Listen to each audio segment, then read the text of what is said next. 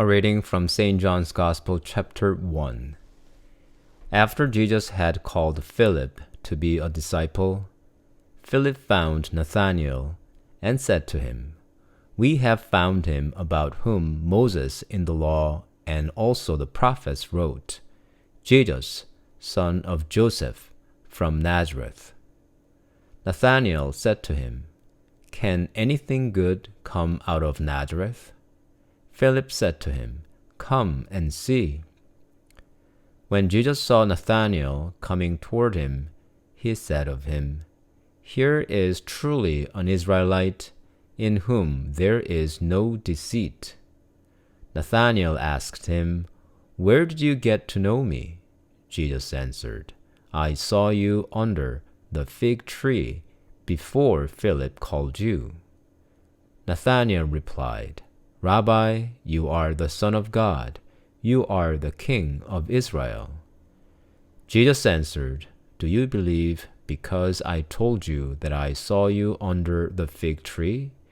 You will see greater things than these."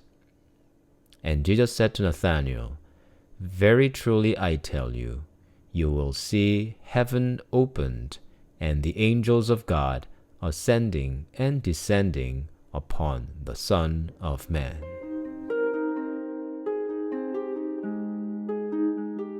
Many readers of today's Gospel have been puzzled. What does Jesus mean by, "I saw you under the fig tree before Philip called you"?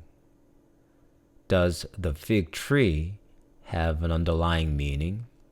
And how could Nathanael jump to the conclusion, "You are the Son of God, you are the King of Israel," just because Jesus saw him under the fig tree? We don't have clear answers to these questions, but we can safely assume that having been able to see Nathanael under the fig tree was far beyond the power of an ordinary man. That's why Nathanael declared Jesus was the Son of God. This power of sight was not of natural human eyes. It was supernatural and divine. With his divine power, Jesus saw things in Nathanael that are invisible to human eyes. And that was enough for Nathanael to have faith in Jesus.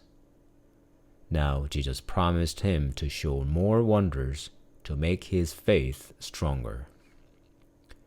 Before we explain ourselves or excuse ourselves, Jesus pierces our hearts. He knows our secret intentions and desires. It is of no use to pretend before him. It is a laughable mistake to hide anything before his eyes. We may deceive even our own conscience, but not Jesus.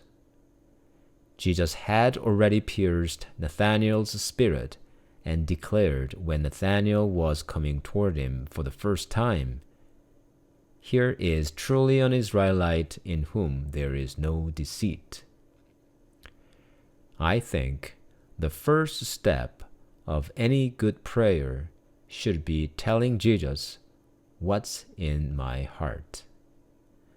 I need to disclose all and everything in my heart to him, even what is sinful. When I struggle with sinful desires, my prayer should begin with admitting these desires, what I feel now, and how I struggle now. Perhaps the fig tree was the deepest place of Nathanael's spirit.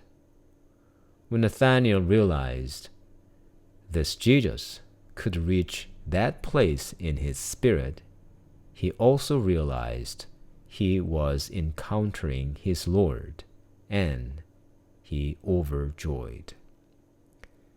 I pray that with honesty and humility, I may encounter my Jesus at the most secret place of my soul, so that I may also be filled with joy and praise.